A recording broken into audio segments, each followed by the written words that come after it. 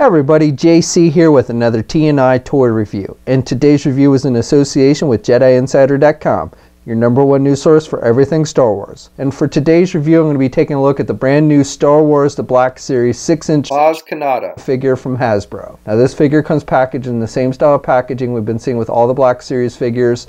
You've got the black box with the Black Series logo up at the top. The figure's clearly displayed in the window box. Down below you've got the character's name and some artwork for the character. Then on the side of the packaging it tells us this is figure number 49 in the series. And then on the back of the packaging we have a brief bio in multiple languages. Alright, let's get this open and take a look at what's inside. Okay, so here's a look at the figure outside the packaging along with the other contents. Now for accessories we get this Rebellion looking blaster, and it's done with a black plastic, and you've got the silver tip, and you've got some pretty nice sculpting detail. Now I don't actually recall her using a weapon like this in the movie Force Awakens, so I'm assuming they just included this to give her an extra accessory, but again I don't really think this was something she used in the movie if I remember correctly. And she can hold it in her right hand nice and tight. Her left hand is sculpted open, so she can only hold the weapon in the right hand. Maz also comes with this chest like you see in the movie that Rey ends up finding that has Luke Skywalker's lightsaber in it. And it's pretty nicely detailed. Looks like an actual wood chest. You've got some wash effect so it looks like it's actual wood, and then you've got this metallic paint on these pieces on the sides and stuff, so it looks like it's metal. And again on the top, pretty nice detailing. On the back, even on the bottom. And then you've got this little latch here which is done with just a rubber type material, and it kind of latches around this thing that sticks out. And then you can open the chest, and you've got some nice sculpting detail inside, a couple trinkets in there. Looks like a canister with some gold and brown, and then something else that's silver, a metallic silver. And then over here just some other stuff that's sculpted in a brown type plastic. And then she also comes with Luke Skywalker's lightsaber, so you can stick that inside for Rey to find. And this looks like pretty much all the other lightsaber hilts that we've seen in the line. Now there's no blade to attach to it. They didn't include a blade with this one, but you do get the actual lightsaber hilt so that you can stick it inside the chest. So for the figure itself, I think Hasbro's done a pretty good job overall here. I like the overall look of the figure with her outfit. Looks pretty true to how she appeared in Force Awakens. Now my only minor complaint is the paint that they used on her skin has somewhat of a metallic look to it, and I don't recall her skin looking that metallic in the movie, so I'm not sure why they went with a metallic type paint for her skin color. It's not that it looks bad, it just doesn't seem as movie accurate to me as it could be. But otherwise I like the sculpting detail with all the wrinkles on her forehead, and I think her eyes look pretty good. And she's wearing that hat. You've even got some detailing on the back of the hat here with some line work and this little trinket on the top of her hat. So I like that detailing. And then she's got the glasses that you see her wearing in the movie.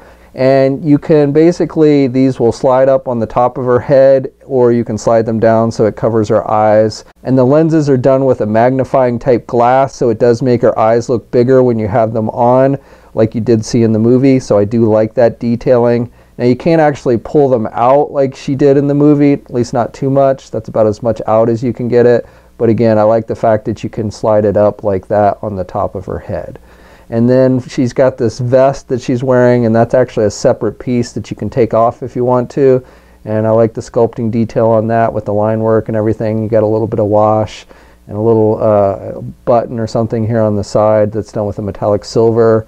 And then she's wearing this green like sweater. Looks like a granny sweater, and she's got a brown pearl looking necklace on. And again, I like the sculpting detail on the sweater with the line work, giving you that textured look to it. And she's got all the jewelry, the bracelets and everything that you would see her wearing in the movie, and rings on her hand. So I like that detailing. Then with the pants, she's got this belt, which is a separate piece on the figure, and she's got little things hanging off, and this little trinket here. I don't know if this is like a radio or something. It's done with like a brown, and this is all done with like a rubber material. This whole belt piece is made with like a rubber type material. Again, she's got another pouch here on this side. And then with the pants, it's just a maroon color, but again, you've got some nice texturing with the sculpting detail.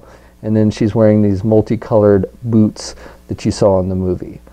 So overall paint detail is pretty good. Like I said, my only minor complaint is that the skin looks a little more metallic than what I recall it looking in the actual movie. But otherwise, I think this is a very solid looking figure, and they did a good job of capturing the look of Maz from the movie. And here's a look at the figure without the vest on, even though she never took her vest off in the actual movie. Now this figure stands just a little bit over 4 inches tall. Here's a comparison with the Force Awakens Rey and BB-8 figures. And here's a comparison with the Force Awakens Finn and Force Awakens Han Solo.